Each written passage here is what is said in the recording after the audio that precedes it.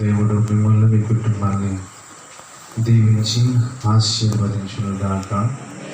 ఆయన సన్నిధి సమాధానం మీకు తోడై ఉండి నడిపించి కాపాడునుగాక.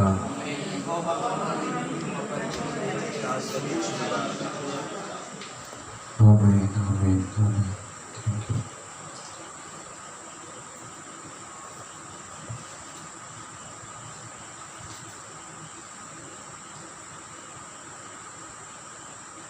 దేవుని యొక్క వాక్యాన్ని మనం ధ్యానం చేద్దాం. వాక్యములో ఉన్న సత్యాన్ని మనం గుర్తిద్దాం.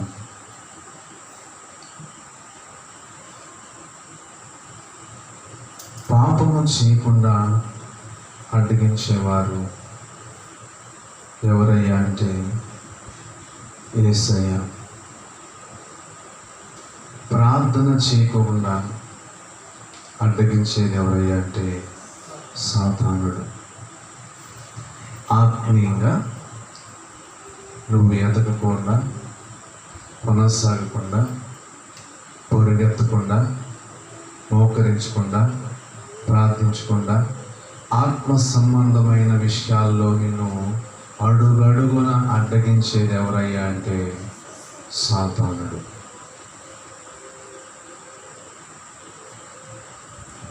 పాపము చేయకుండా, దేవునికి విరోధమైన కార్యాల్లోకి వెళ్ళకుండా, దేవునికి ఇష్టం కాని మార్గాల్లోకి వెళ్ళకుండా, దేవునికి ఇష్టం కాని యొక్క వాటిని నువ్వు చేయకుండా ఆపేది ఎవరయ్యా అంటే యేసయ్య. ఈ రెండింటికి వ్యత్యాసం మీకు తెలుసు కదా, గమనించారా? మొదటిది, పాపము చేయకుండా దేవుడు మనల్ని అడ్డగిస్తాడు. దేవునికి విరోధముగా మనము పాపము చేయకుండా దేవుడు ఏం చేస్తూ ఉంటాడు? అడ్డగిస్తూ ఉంటాడు. అడ్డగించినప్పుడు మనం ఏం చేయాలంటే అర్థం చేసుకొని ఇక మనం దేవునికి విరోధంగా ఆ పాపము చేయకుండా ఉండాలన్నమాట. ఆది కాండము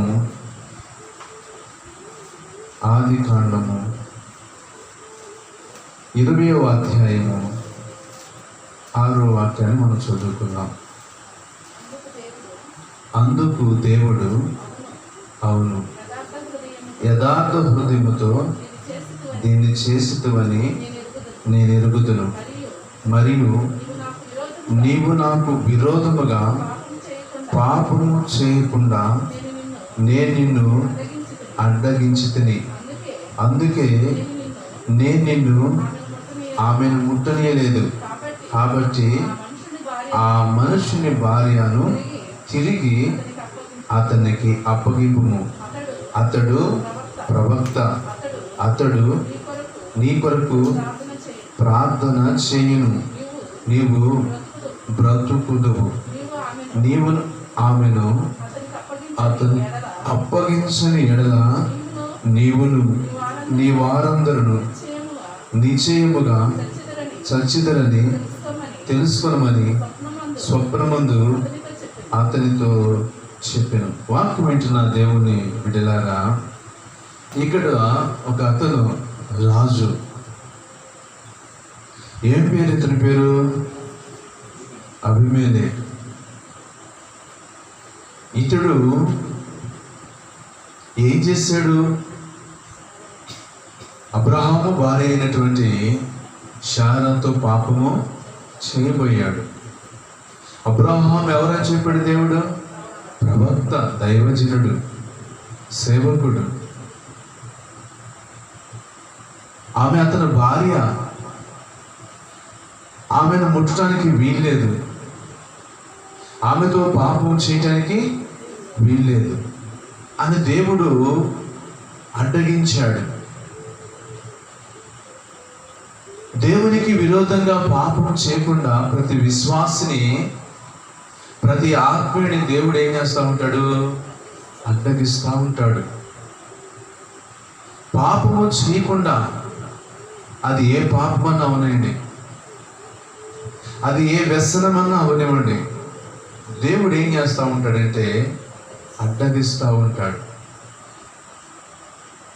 ఇక్కడ చెప్తున్నాడు, ఒకవేళ నేను అడ్డగించిన తర్వాత కూడా నువ్వు ఇంకా ఆగకుండా ఆమెతో ఒకవేళ నువ్వు పాపం చేయాలని చూసేవనుకో, నీవును నీ వారందరూ నిశ్చయముగా చస్తారు. ఒకటి గుర్తుపెట్టుకోండి, పాపమును బట్టి వచ్చే జీతం ఏంటంటే మరణము. చస్తారు. వాక్యములో దేవుడు స్పష్టంగా మాట్లాడుతున్నాడు, అతడు ప్రవక్త, అతడు నీ కొరకు ప్రార్థన చేస్తాడు, నువ్వు బ్రతుకుతావు. చూడండి ఎంత చక్కగా చెప్తున్నాడు దేవుడు. ఇక్కడ ఏంటంటే దేవుని వాక్యమును మనం చూస్తున్నప్పుడు దేవుడు పాపమును చేసేటువంటి వారిని అడ్డగిస్తూ ఉంటాడు. ఏం చేస్తూ ఉంటాడు? అడ్డగిస్తూ ఉంటాడు, ఆపుతూ ఉంటాడు, అడ్డుపడతా ఉంటాడు. అప్పుడు నువ్వేం చేయాలంటే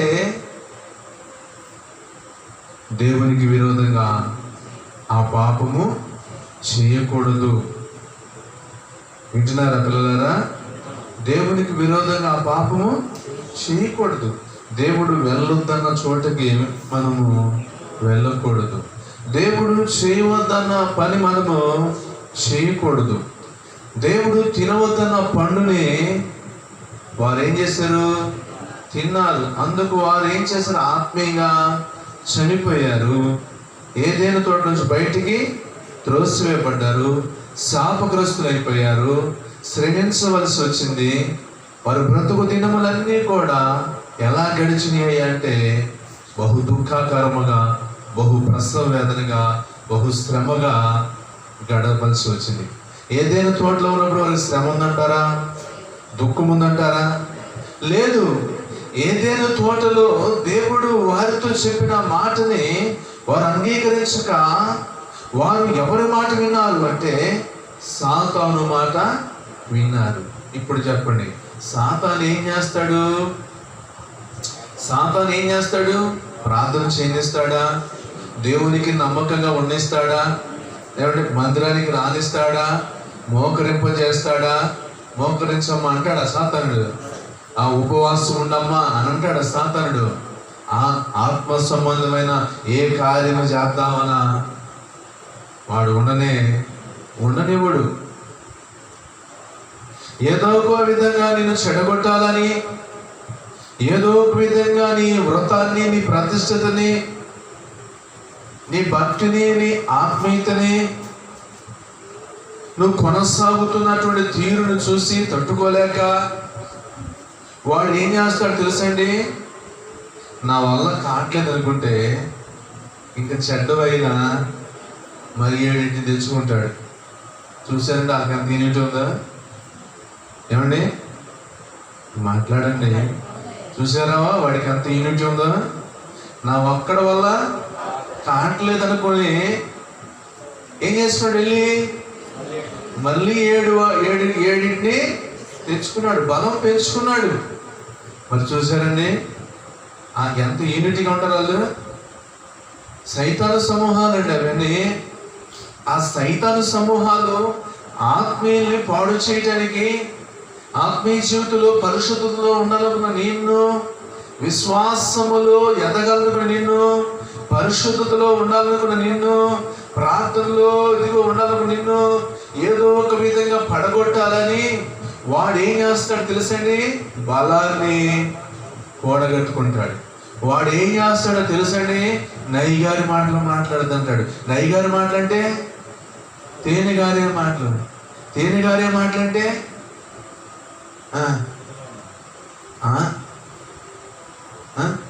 నిన్ను ఎలా వశపరుచుకోవాలో, నేను ఎలా పాడు చేయాలో, ఏం చెబితే నువ్వు పడిపోతావో ఆ మాటలు చెబుతాడు. ఒక్కటి గుర్తుపెట్టుకోండి, ఇక్కడ మీకు 2 విషయాలు చెప్తున్నాం. ఒకటి, పాపము చేయకుండా, దేవునికి విరోధంగా పాపము చేయకుండా అడ్డగించేదేమో దేవుడు. ప్రార్థన చేయకుండా, ఆత్మీయంగా నువ్వు కొనసాగకుండా, పరిశుద్ధతలో ఉండకుండా, నిష్ట గరిష్ట కలిగి, వ్రతములో నియమము కలిగి ఉండకుండా నిన్ను ఏదో ఒక విధంగా చెడగొట్టి పడగొట్టి పాపములోని నిన్ను దొర్లింపజేసేది ఎవరు? అపవాది. అపవాది. అందుకు శాయశక్తిలా కూడగట్టుకుంటాడు. ఇప్పుడు ఉదాహరణకు ఒక మాట చెప్పనా? ఒక్కొక్కరు ఆలోచన ఎట్లా ఉండేదంటే, నేను చెప్తే ఇంట్లేదు, ఎవరు చెప్పింది ఇది అమ్మాయి అనుకుంటారు కదా లోపల. ఈ అమ్మాయి ఎవరు చెబితే ఏంటది అని ఆచార చెప్పేస్తాను లేదా? ఈ అబ్బాయి ఎవరు చెబితే వింటాడు అని నా మాట అయితే వింటలేదు, నన్నైతే లెక్క చేయట్లేదు, ఎవరు చెబితే వింటాడు అని చెప్పేసి ఆ వ్యక్తిని కనుక్కొని ఆ వ్యక్తి ద్వారాగా ఆ వ్యక్తి దగ్గరికి పంపించి మాట్లాడిస్తారు లేదా? అలాగే నేను దేవుని పిల్లలకి గమనిస్తే మనల్ని చెడగొట్టడానికి, మనల్ని పాడు చేయటానికి అపవాది చాలా యుక్తి కలిగి ఎవరిని మన దగ్గరికి పంపించింది తెలుసా? ఎవరిని పంపించాలో వారిని పంపించింది. నిజమమ్మా, ఈ మాట నమ్ము. నిజం నాయన. ఆత్మీయతలో నుంచి నేను పడగొట్టడానికి, నేను చెడగొట్టడానికి, నీ భక్తి జీవితాన్ని, నీ వ్రతాన్ని, నీ ఉపవాసాన్ని, నీ ప్రార్థనని, పరిశుద్ధతని ఏదో ఒక విధముగా నిన్ను పతనం చేయటానికి ఎవరినైతే పంపించాలని దగ్గరికి వాళ్ళని పంపించింది. ఈ రోజున దేవుని వాక్యం వింటున్న దేవుని పిల్లలారా, నిన్ను అడ్డగించేది ఎవరు? మాట్లాడరే. నిన్ను అడ్డగించేది ఎవరు?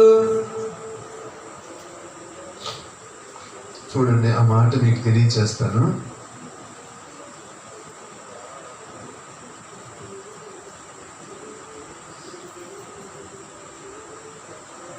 గలతీయులకు రాసిన పత్రిక 5వ అధ్యాయము 7వ వాక్యం చదువుకుందాం అమ్మా. 5వ అధ్యాయం 7వ వాక్యం. మీరు బాగుగా పరిగెత్తుచుంటిరి, సత్యమునకు విధేయులు కాకుండా మిమ్మును. ఇదండి, ఎలా పరిగెత్తుతున్నారంట?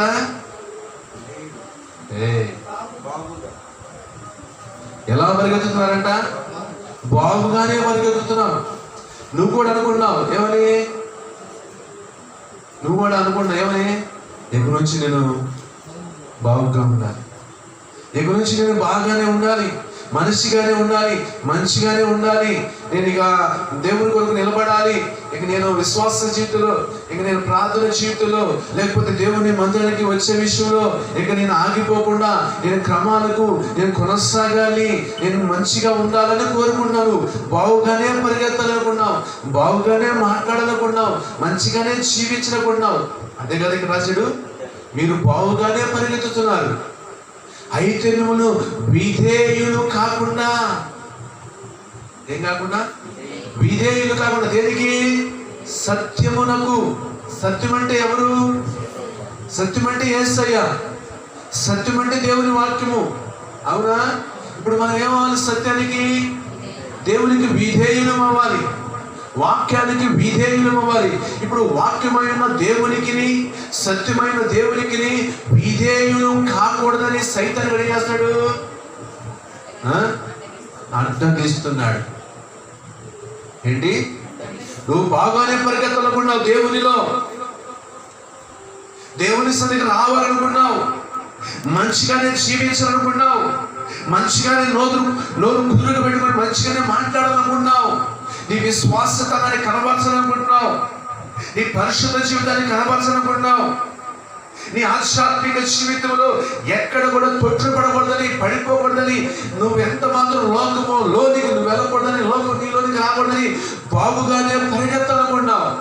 ఆ సత్యానికి విధేయురావులుగా ఉండాలని కోరుకుంటున్నావు. కానీ ఒకడున్నాడంట, వాడే సాతాను. వాడు ఏం చేస్తాడు? అడ్డగిస్తున్నాడు నీకు, అభ్యంతరకరముగా ఉన్నాడు. ఎవరో మాట్లాడలే? సాతానుడు. నీ ఆత్మీయ జీవితానికి ఎవరు అభ్యంతరకరముగా ఉంది, ఆటంకంగా ఉంది? దేవుడా? సాతానుడు. వాని యుక్తిని తెలుసుకోగలిగితే నువ్వు, వాని యొక్క యుక్తిని తెలుసుకోగలిగితే నువ్వు, వాడు అడ్డగించినా నువ్వు ఆగకూడదు. బావుగానే పరిగెత్తాలి. సైతాన్ యుక్తిని తెలుసుకోలేదండి మనము. ఏమండి, సైతాన్ యుక్తిని తెలుసుకోవాలండి. చాలా మీకు తెలిసిందే నేను చెప్తున్నాను. ఉదాహరణకి 4 సినుకులు పడేస్తాడండి సైతాన్ గాడు. ఎన్ని సినుకులు? 4 సినుకులు పడంగానే నిన్ను అడగించాలి కదా వాడు. ఏమండి, నిన్ను అడగించాలి. నువ్వు ఆరాధనకి వెళ్ళాలి, ప్రార్థనకి వెళ్ళాలి, ఉపవాస ప్రార్థనకి వెళ్ళాలి, లేకపోతే మీటింగ్కి వెళ్ళాలి, సభలకు వెళ్ళాలి, లేకపోతే నువ్వు ఆదివారం ఆరాధనకి వెళ్ళాలి, లేకపోతే సంఘంలో జరిగే క్రమానికి వెళ్ళాలి, విశ్వాస కుటుంబంలో జరిగే కూడికి వెళ్ళాలి అనుకుంటావు. నువ్వు మంచిగానే పరిగెత్తాలి, బాగానే పరిగెత్తాలి, వెళ్ళాలి. నేను సంఘ సహవాసంలో ఆ పాల్గొమ్మలు పొందాలి, ఆరాధనలో పాల్గొమ్మలు పొందాలి, నేను బలారాధనకి వెళ్ళాలి, నేను ఈరోజు ఆదివారం సంఘం అని నీకు ఉంటుంది. బాగుగానే పరిగెత్తుతున్నావు నువ్వు. అయితే బాగుగా పరిగెత్తుతున్నా నీకేం చేయాలన్నాడు? అడ్డగించాలి. ఎలా అడ్డగించాలి? ఎలా అడ్డగించాలి? ఈ రోజు కనుక కూలి పెంచితే ఏం పెంచితే ఏంటి? రోజు వెళ్తే ఎంత? 200. ఈ రోజు 400 చేసేయాలి. అమ్మాయి పని అవ్వలేదుగా, పని ఉంది కదా, మళ్ళీ ఎందుకు రేపు ఆగటం, రేపు ఆరాధన అంటాడు వాడు. ఇందులో 3 ఆరాధనకు వచ్చే ఉన్నారు, ఒక 3 లోకానుసారంగా ఉండేవాళ్ళున్నారు. ఇప్పుడు వాళ్ళు ఏమనుకుంటారు? మాట్లాడండి. వాళ్ళు ఏమనుకుంటారు? మరి ఆమె కూడా అడగాలండి అంటారు. సరే అడుగుతారు, ఏమ్మాయి మరి ఆరాధనకి వెళ్ళాలి కదా మేము అని అంటారు. వాళ్ళ ఆరాధనకి వెళ్ళాలంటారండి అని అంటారు. ఈలోపు వీడు అంటాడు, అమ్మాయి మీకు ఈరోజు ఆదివారం కనుక వస్తే మీకు ఎంత ఇస్తానంటే 400 ఇస్తానంటాడు. మళ్ళీ వీళ్ళు వచ్చినట్టు, అమ్మాయి నేను చెప్పాము విన్నారా, నేను చెప్పాము, చెబితే ఆయన అన్నాడు వచ్చి చేసుకొని పోండి, మనిషికి 400 తీసుకొని పోండి అంటున్నాడు. ఇందాకేం చెప్పారు వీళ్ళు? అడ్డగించాలని చూశారు. సాదాగా మామూలుగా అడ్డగిస్తే ఏం చెప్పారు? అమ్మమ్మ మాకు ఆరాధన ఉంది, మేము వెళ్ళాల్సింది అన్నారు. ఎప్పుడైతే 200ని 400 చేశాడు, వీళ్ళు అడ్డగించలేకపోయారు. అడ్డగించలేకపోయి ఏం చేశారు? వీళ్ళు అడ్డగించబడ్డారు. మొదటిసారి సాదా సీదాగా చెప్పండి, రేపు రెండమ్మాయి వచ్చింది, మీరు అంటే ఏమన్నారు? అమ్మ మాకు ఆరాధన ఉంది అన్నారు. ఈ మాటలు రైతుకు చెప్తే రైతు కదా 400 అన్నాడు. ఈ మాట ఇలా చెబుతాడు, అమ్మాయి రేపు ఎందుకు మరి ఆయన 400 అన్నాడు. 400 అన్నాడా? 400 అన్నాడా? అయితే ఇందులో కానీ ఆరాధన లేదేం లేదు కానీ అని చెప్పి ఇప్పుడు సైతాన్ ఏం చూపించాడు? ఏ ఆశ చూపించాడు? డబ్బు ఆశ చూపించాడు నీకు. గమనించండి, నిన్ను ఎలా అడ్డగించాలో సైతాన్ తెలుసు. డబ్బుల విషయంలో అడ్డగించే విషయంలో అడ్డగిస్తాడు. ఎవరు ఎందుకు వీక్నెస్ కలిగి ఉంటారో, ఎవరు ఎందుకు ఏ బలహీనత కలిగి ఉంటారో ఆ బలహీనతను చూసుకొని అపవాది అడ్డగిస్తాడు. అదే చక్కగా రాశాడు ఇక్కడ, మీరు బాగుగా పరిగెత్తుచుంటిరి. ఏం మాటలు చెప్పేది పౌలు గారు చూశాడు. ఆహా ఈమె భలే పరిగెత్తుకుంటూ వస్తుంది, ఆహా ఇతను బాగుగా పరిగెత్తుతున్నాడు, ఓహో ఈమె బాగుగా పరిగెత్తుతుంది, ఆత్మీయ జీవితంలో అస్సలా అని చెప్పి ఆయన సంతోషపడతా ఉన్నాడు. ఎవరైనా దైవజనుడు మీ ఆరాటం చూసి, మీ పరుగును చూసి, మీరు పరిగెత్తడం చూసి ఆయన అన్నాడు, మీరు బాగుగా పరిగెత్తుచుండిరి. ప్రతి విశ్వాసం కూడా అనుకుంటుంది, ప్రతి ఆత్మీయుడు అనుకుంటాడు, నేను బాగానే చేయాలి భక్తి, నేను నా దేవుని సంతోషపరచాలి, నేను నా సేవకుని కూడా సంతోషపరచాలి, నేను నమ్మకంగానే వెళ్ళాలి, నేను నమ్మకంగానే ఉండాలి అని చెప్పి అనుకుంటాము. కానీ అడ్డగించేవాడు ఉన్నాడే,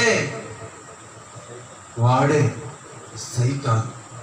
దేవునికి మనల్ని దూరం చేయాలని, పరలోకానికి మనం చేరకుండా చేయాలని, సంఘములో సహవాసములో మనము కూడుకోకుండా చేయాలని, ఆధ్యాత్మికంగా మనము ఎదగకుండా ఫలించకుండా అడ్డగించేవాడు ఎవడయ్యా అంటే సాతాను. వాడి గురించి రాశాడు ఇక్కడ, మీరు బాగుగా పరిగెత్తుచుండిరి, సత్యములకు విధేయులు కాకుండా. ఎవడు మిమ్మల్ని అడ్డగించను. మీరు చెప్పండి, ఎవరు అడ్డగిస్తారు సత్యానికి విధేయులు కాకుండా? దేవుడా? దైవజనుడా? మరెవరు? వాక్యమా? కానే కాదు. మరెవరు? సాతానుడు. నువ్వు మారాలనుకున్నావు, నువ్వు రావాలనుకున్నావు, ఉండాలనుకున్నావు, భక్తి చేయాలనుకున్నావు, పరిశుద్ధంగా ఉండాలనుకున్నావు, ప్రార్థనలో ఏకీభవించాలనుకున్నావు, అన్ని విషయాల్లో నువ్వు నిష్ఠ గరిష్ట కలిగి ఉండాలనుకున్నావు. కానీ నిన్ను అడ్డగించేవాడు ఎవడయ్యా అంటే సాతానుడు.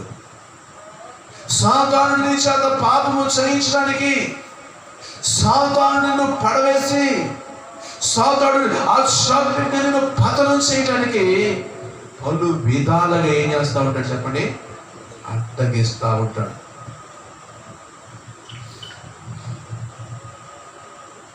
నువ్వు ప్రార్థన చేసుకుందాం అనుకోని పనంతా చేసుకుంటా ఉంటావు ఇంటికాడ. విన్నావా? పనంతా చేసుకుంటాను. ఆ పనంతా చేసుకొని చెప్పి బాగా ఉంటుంది. ఎప్పుడైతే నువ్వు ప్రార్థన చేసుకుందామని నువ్వు అనుకుంటావో ఈ లోపల అక్కాయో అక్కాయ కూర్చుంది. చూసారు ఎట్లా అడిగించాడు? బాబు నువ్వు కంగారు పడుతున్నావు, నువ్వు కూడా తొందరపడుతున్నావు. ఏం చేసుకుందామని? ప్రార్థన చేసుకుందాం అని చెప్పేసి గబగబా ఊడ్చేసుకున్నావు, గబగబా వండేసావు, గబగబా పిల్లలు పంపించేసావు, భర్తలు పంపించేసావు, మొత్తానికి అన్ని చక్కగా చేసుకున్నావు. ఇక చక్కగా నువ్వు అనుకున్నావు, ఇక మోకరించి కాసేపు ప్రార్థన చేసుకున్నావు, అవసరమైతే తింటానులే అనుకున్నావు. కానీ ఈ లోపల వాడు తెలుసుగా నువ్వెందుకు కంగారు పడుతున్నావు, నువ్వెందుకు తొందరపడుతున్నావు వాడికి తెలుసా లేదా? నువ్వెందుకు సిద్ధపడుతున్నావు వాడు తెలుసా లేదా? వెంటనే ఆవుతూ మాట్లాడాడు. నువ్వు వాడికి అల్లాలి. ఆడికి ఎట్టగొట్ట ప్రార్థన నువ్వు అడ్డగించాలి. ఎట్టగొట్ట ఆయన ప్రార్థన నువ్వు అడ్డగించాలి. మోకరించబోతున్నాడు, మోకరించావనుకో మళ్ళీ లేకపోతే ఇక నువ్వు వెళ్ళి తలుపు కొట్టినా తీను కనుక మోకరించక ముందే వెళ్ళిపోవాలి. ఎంత వెళ్ళిపోతావు అని చెప్పేసి రేపి రేపి రేపి మొత్తాన్ని పంపించేస్తాడు. మొత్తానికి ఎట్టగొట్ట అడిగిన సుత్తో బొత్తో మొత్తానికి సుత్తానికి తెలిసిన మీకు మీరు కొట్టుకుని సుత్తన్నారా? అది కాదన్నమాట. వచ్చింది ఏం మాట్లాడితే మంచి మాట మాట్లాడతా, అంత శుద్ధి మాటేగా చెత్త మాటేగా. ఆ మాట మాట్లాడిన తర్వాత అమ్మాయి ఎట్ట కూడా చేసుకుందాం అనుకుంటాను. ఈ లోపల మొత్తానికి వెళ్తావు, మోకరిస్తావు, మోకరించిన కానించి అడ్డగించడానికి చూస్తాడు. ఆవిలెంతలతో మోకరించిన కానించి ఇక అడ్డగించడానికి చూస్తాడు. నిద్రతో మోకరించిన కానించి అడ్డగించడమే తప్ప వాడి పని కొనసాగిస్తాడా? మాట్లాడనే.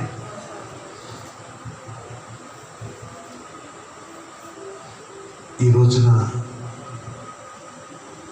నిన్ను అడ్డగించేవాడు సాతానుడు. నీ ప్రార్థనని అడ్డగించేవాడు సాతానుడు. నీ ఆధ్యాత్మిక జీవితంలో ఎదగాలనుకున్నావు, అడ్డగిస్తున్నాడు. బాగుగా పరిగెత్తాలనుకున్నాడు, అడ్డగిస్తున్నాడు. అన్ని క్రమాలకు వెళ్ళాలనుకున్నావు కానీ అడ్డగిస్తున్నాడు. మోకాలు వేయాలనుకున్నావు కానీ అడ్డగిస్తున్నాడు. కన్నీరు విడవాలనుకున్నావు కానీ అడ్డగిస్తున్నాడు. దేవునికి ఇవ్వాలనుకున్నావు కానీ అడ్డగిస్తున్నాడు. వాని యుక్తులను వెరగాలి, మెలకువ కలిగి ఉండాలి. ఆధ్యాత్మిక జీవితంలో మెలకువ కలిగిన వారు ఏం చేస్తారో తెలుసా? ఇప్పుడు ఎందుకు వచ్చింది ప్రభు ఈవిడ ఎనుసు తొందరగా పంపించే ప్రభు, నీతో గడపాలి ప్రభు అనుకుంటారు. మెలుగు అవునా? మెలుగు లేని చేతులు కూర్చోబెట్టుకొని మాట్లాడొచ్చుగా. మెలుగు లేని వాళ్ళు ఏం చేస్తారు? చక్కగా కూర్చోబెట్టుకొని మాట్లాడుకుంటారు. ఉపయోగం లేదు మాటలు, చెత్త చెదారం అంతా కూడా మాట్లాడుకుంటూ ఉంటారు. పిల్లలారా, మెలకువ కలిగిన వారై సాతాను యుక్తిని తెలుసుకొని, మెలకువ తెలుసుకొని వెంటనే వారిని పంపించేయాలి. ఏం చేయాలి? వెంటనే వాళ్ళని పంపించేయాలి. మీకు ఉదాహరణకు అర్థం అవ్వడం చెప్తున్నాను. యేసు ప్రభు దగ్గరికి ఒక అతను వచ్చాడు. అయ్యా, నా కుమార్తె సాగు బతుకుల్లో ఉందయ్యా, వచ్చి నువ్వు బాగు చేయాలా, స్వస్థపరచాలని చెప్పాడు. మొత్తానికి యేసు ప్రభు వారు వెళ్ళాడు. ఈ లోపల ఆ ఇంటిలో అమ్మాయి చనిపోయింది. ఏమైంది? చనిపోయింది. వీళ్ళు వచ్చేటప్పుడు బోధకుండా నేను శ్రమ పెట్టొద్దు అబ్బాయి, నీకు బోధకుండా బాధ పెట్టొద్దు అబ్బాయి, నీ కుమార్తె అనవసరంగా చనిపోయింది అబ్బాయి అని చెప్తుంటున్నారు. ఇప్పుడు యేసయ్య అన్నాడు కదా, వారు చెప్పే మాటలో లక్ష్య పెట్టమాక. ఏంటండి? వారు చెప్పే మాటలు లక్ష్య పెట్టమాక, దేవుని యందు నమ్మిక ఉంచు అని అన్నాడు. అంటున్నారు చుట్టుపక్కల వాళ్ళందరూ కూడా. ఉన్న వాళ్ళందరూ ఏమన్నారు? మాట్లాడండి, ఏమన్నారు? చచ్చిపోయింది కదా ఈవిడ, మళ్ళీ ఏం చెప్తాడు ఈయన? వారి మాటలు లక్ష్య పెట్టద్దు. ఇప్పుడు వారి మాటలు నీకేం చేస్తాయి? ఆటంకం కలుగు చేస్తే లేదా? కాబట్టి యేసన్నాడు వాళ్ళ మాటలు లక్ష్య పెట్టద్దు, దేవుని యందు నమ్మిక ఉంచు అంటున్నాడు. వీళ్ళందరూ కూడా ఏం మాట్లాడుతున్నాడు ఆయన అని అన్నాడు. వినండి, అప్పుడు జరిగిన సంగతి ఏంటి తెలుసా? యేసయ్యా ఇదిగో నీవు వీళ్ళందరూ పంపించేసే అన్నాడు. ఏమన్నాడు? వీళ్ళందరినీ పంపించేసే అన్నాడు యేసయ్య. మీకేమనిపిస్తుంది? ఓదార్తానికి వచ్చారు, ఆదరించడానికి వచ్చారు వీళ్ళందరూ, మరి ఎంత పంపించాలని సెంటిమెంట్ పెట్టుకున్నాడా? మరి ఏం చేస్తాడు? వాళ్ళందరినీ కూడా పంపించేసేసాడు ఆ ఇంటికి, లేకపోతే ఆ బిడ్డ తండ్రి. హల్లెలూయా! యేసయ్య ఒక మాట చెప్పాడు, వీళ్ళందరినీ పంపించేస్తాయి. వెంటనే యేసయ్య మాట విన్నాడు, వాళ్ళందరినీ పంపించి వేసాడు. యేసయ్య లోపలికి వెళ్ళాడు, చిన్నదాన లెమ్ము అన్నాడు. ఆ చిన్నదాన్ని చేపట్టుకుని లేవనెత్తాడు, ఆ బిడ్డను ఆ తండ్రికి అప్పగించాడు. హల్లెలూయా! ఇప్పుడు నీ దగ్గర కూడా అదే ఉండాలి. ఏముండాలి? సెంటిమెంట్ ఉండకూడదు, మోహమాట ఉండకూడదు. ఏంటమ్మా నువ్వు కూడా ఏం చేయాలి? ఇప్పుడు పంపించేసేయాలి. ప్రార్థన చేసుకునే టైం అయింది అక్కాయను, నేను ప్రార్థనకి వెళ్ళాలి అక్కాయను, అన్నాయను, అదవుతుందా? ఇప్పుడు కుదరదులేను. దేవునికి ఇవ్వాల్సిన ప్రథమ స్థానం, దేవునికి ఇవ్వాల్సిన సమయము, ప్రార్థన జీవితానికి నువ్వు దేనికైతే ఆయనకి ఇస్తావో ఆ జీవితంలో దేవుడు కార్యం చేస్తాడు, ఆ కుటుంబంలో దేవుడు కార్యం చేస్తాడు. అది వ్యాధైనా, అది రోగమైనా, అది మరణమైనా జీవముగా మారుస్తాడు. కానీ వ్యక్తులకి ఇవ్వకూడదు ప్రాధాన్యత, మనుషులకు ఇవ్వకూడదు ప్రాధాన్యత. అదవుతుందా? సెంటిమెంట్ కాదు మనకు కావాల్సింది. ఇక్కడ ఏమైనా అనకూడదేమో, ఏమైనా అనుకుంటాడేమో, వెళ్ళమంటే ఎట్టగా తర్వాత మాట్లాడుకుంటుంది కాదు. ఇప్పుడు నేను ప్రార్థన చేసుకోవాలంటే అబ్బో భక్తి పరాలు కూడదేమో. యుద్ధం మనకి దేవునికి ప్రాధాన్యత ఇవ్వు. హల్లెలూయా! ఎవరికి ప్రాధాన్యత ఇవ్వాలి? దేవునికి ప్రాధాన్యత ఇవ్వాలి. దేవునికి ప్రాధాన్యత ఇచ్చి అడ్డుగా ఉన్న, ఆటంకం ఉన్న వాళ్ళు పంపించేసాడా లేదా? పంపించేయడం వల్ల తన కుమార్తె బ్రతికిందా లేదా? ఆమె బాగుపడిందా లేదా? ఇప్పుడు ఆ కుటుంబంలో మరణము జీవముగా మారిందా లేదా? దుఃఖము నాట్యంగా మారిందా లేదా? ఉదాహరణకి ఇప్పుడు యేసయ్య ఇంకేముంది, అయిపోయింది, నువ్వు వెళ్ళిపోలే యేసయ్య, ఎంతమంది నాకు ఆదరణకు వచ్చారులే, ఎంతమంది నాకు ఓదారణకు వచ్చారులే, ఎంతమంది నా కొరకు నా బిడ్డ భాష వచ్చారు యేసయ్య అంటే ఆ ఇంట్లో ఏముండేది? మరణమే ఉండేది. ఆ ఇంట్లో ఏముండేది? దుఃఖమే ఉండేది. ఆ ఇంట్లో ఏముండేది? కన్నీరే ఉండేది. కానీ ఇప్పుడు దుఃఖము లేదు, కన్నీరు లేదు, మరణం లేదు, జీవము ఆ ఇంట్లో ఉంది. కనుక ఆలోచన చేసి మీరు కూడా ఏం చేయాలంటే మొహమాటం లేకుండా నేను ప్రార్థన చేసుకోవాలి, నేను ప్రార్థనకి వెళ్ళాలి, నేను దేవునికి ప్రథమ స్థానం ఇవ్వాలి, నేను దేవునికి సమయాన్ని ఇవ్వాలి, నేను దేవుని మందిరానికి వెళ్ళాలి, నేను ఆరాధనకు వెళ్ళాలి అని ఎప్పుడైతే అవన్నిటిని కూడా నువ్వు యుక్తిగా గ్రహించి మెలుకోగలిగి నువ్వు కనుక సమయాన్ని దేవునికి ఇవ్వగలిగితే, అడ్డగించే వాటిని అణిచి వేయగలిగితే, పంపించి వేయగలిగితే ప్రభువే లోపలికి వస్తాడు. ప్రభువే నీ కుటుంబానికి వస్తాడు. ప్రభువే నీ హృదయానికి వస్తాడు. ప్రభువే నీ జీవితానికి వచ్చి ఆయన కార్యము చేస్తాడు. స్వస్థత కలుగు చేస్తాడు, విడుదల కలుగు చేస్తాడు, కన్నీరు తుడుస్తాడు. కార్యము చేయగలిగిన దేవుడు ఆయన సన్నిధిలో ఈ రోజు నీతో మాట్లాడుతున్నాడు. అడ్డగించే వారిని పంపించేయి, ఆటంకపరిచే వారిని పంపించేయి. వారి మాటలు లక్ష్య పెట్టొద్దు, వారి మాటల్ని పెట్టదు. ఇప్పుడు నేను మరలా మీకు అర్థమయ్యేటట్టు మరలా చెప్తాను. బిలాము ఉన్నాడు, తెలుసు కదా మీకు. బాలాకు రాజు, మోయాబు రాజు మరి ఘనతలు పంపించాడు. ఏం పంపించాడు? ఘనతలు పంపించాడు. వెండిని, బంగారాన్ని, బహుమానాన్ని పంపించాడు. ఇదిగో మోయాబు గారు, అదే మోయాబు రాజు బాలాకు గారు మీ వద్దకు పంపించారు. వీటిని మీరు స్వీకరించి మీరు మాతో కూడా రావాలి అని చెప్పి అడుగుతున్నారు. వింటున్నారుగా? సరే ఉండండి అని చెప్పాడు. ఉండండి అన్నాడు. ఆ రాత్రి కాలంలో అక్కడే ఉన్నారు. దేవుడు దర్శించాడు. ఇలా ఎవరు వాళ్ళు? నీ ఇంటికి ఎందుకు వచ్చారు? నువ్వెందుకు వాళ్ళు రానిచ్చావు అని అడుగుతున్నాడు. వింటున్నారా? అడుగుతున్నాడు. ఎవరు వాళ్ళు? దేవుడికి తెలీదా? మోయాబు రాజు బాలాకు బిలాము యుద్ధకు వెళ్ళి పంపించారని తెలుసా తెలీదా? తెలుసు. ఆయన చూడండి, బిలాము ఎవరు వాళ్ళు? నీ ఇంటికి వచ్చిన వాళ్ళు ఎవరు వాళ్ళు?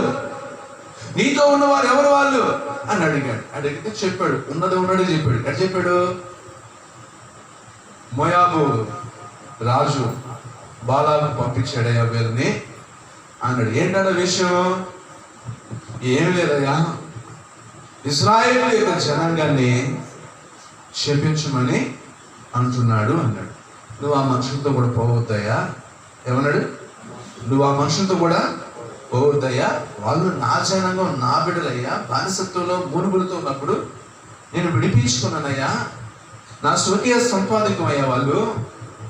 ఇదిగో వాళ్ళు క్షమిస్తే నన్ను క్షమించాడు కదా, ఇదిగో వాళ్ళు నడిపిస్తే నన్ను నడిపించాడు కదా అని చెప్పి నువ్వు వాళ్ళని ఆశీర్వదించాలి కానీ నువ్వు వాళ్ళని క్షమించకూడదు అన్నాడు. మొత్తానికి నేను రానులేయా, నేను రానులే, వెళ్ళండి, వెళ్ళి మోయాబు రాజుతో చెప్పండి అన్నాడు. మోయాబు రాజు ఏం చేశాడు తెలుసండి? మరుసటి రోజున ఇంకంతకంటే రెట్టింపు చేశాడు బహుమానాన్ని. అంతకంటే ఇంకా మంచిగా ఇంకా అధిపతులు పంపించాడు.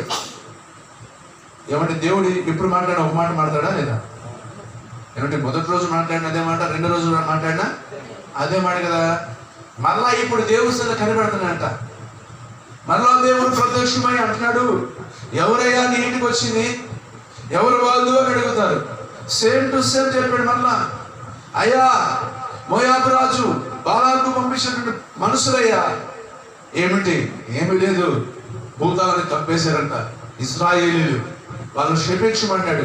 దేవుడు మళ్ళా సేమ్ చెప్తున్నాడు, వాళ్ళు నా ప్రజలు, వాళ్ళు నా స్వకీయ సంపాదకము, వాళ్ళు నా పేరు పెట్టబడి వారు, వారు నా పిల్లలు, వారిని ఆశీర్వదించాలి తప్ప వాళ్ళు క్షమించకూడదు. కాబట్టి క్షమించడానికి నువ్వు వెళ్ళకూడదు అన్నాడు. బాగా వినండి. మరలా మరుసటి రోజు వెళ్ళి చెప్పారు. అంతకంటే రెట్టింపు ఘనతను పంపించాడు, అంతకంటే రెట్టింపు బహుమానాలు పంపించాడు, అంతకంటే రెట్టింపు అధిపతిని పంపించాడు. మరలా వచ్చారు, మరలా ప్రార్థన చేస్తున్నాడు. వింటున్నారా? మళ్ళా దేవుడు ఏం అన్నాడు? ప్రార్థన చేస్తాడు, విచారణ చేస్తాడు. అయ్యా వెళ్ళమంటావా? ఎన్నిసార్లు చెప్తాడు వెళ్ళొద్దని? ఎన్నిసార్లు చెప్తాడు ఆ బహుమానాలు వద్దని?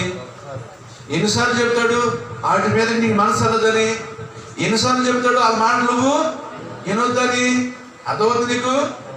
నువ్వు ఏ మనసు కలిగి ఉన్నావు? ఇప్పుడు నీ లోపల వాంఛ ఉంది, నీ మనస్సు బహుమానాల మీద ఉంది, వెండి బంగారాల మీద ఉంది. నీ మనస్సును బట్టే నువ్వు, నీ హృదయంలో నిండిన దాన్ని బట్టే నువ్వు మాట్లాడతావు. అవునా? ఇక్కడ దేవుని మాట ఎట్లా? బహుమానాల వైపు, ఘనతల వైపు, వెండి బంగారాల వైపు మనస్సు కలిగి ఉన్నాడు. చూడండి, పేతురు రాసినట్టుండే ఆ పత్రిక, 2వ పత్రికలో రాసిన మాట మనం చదువుకుంటే, తీసారా? 2వ పత్రిక, పేతురు రాసినట్టు 2వ పత్రిక, 2వ అధ్యాయం 16వ వాక్యం. ఆ బిలాము దుర్నీతి వల్ల కలుగు బహుమానము ప్రేమించను, అయితే తాను చేసిన అతిక్రమము నిమిత్తం అతడు గద్దింపబడును. ఎట్లనగా నోరు లేని కర్కబాము యొక్క మానవ స్వరముతో మాట్లాడి ఆ ప్రవక్త యొక్క బెర్రితనమును అడ్డగించను. చూసారండి? ఏమన్నా అర్థమవుతుంది మీకు? దేవుడు అడ్డగిస్తున్నాడండి. వెళ్ళొద్దు బాబు ఆ మనుషుల దగ్గరికి, కలుసుకోవద్దు బాబు ఆ మనుషుల్ని, వాళ్ళని ఇంటికి రానియొద్దు బాబు, నీ కొంపకు రానియొద్దు బాబు.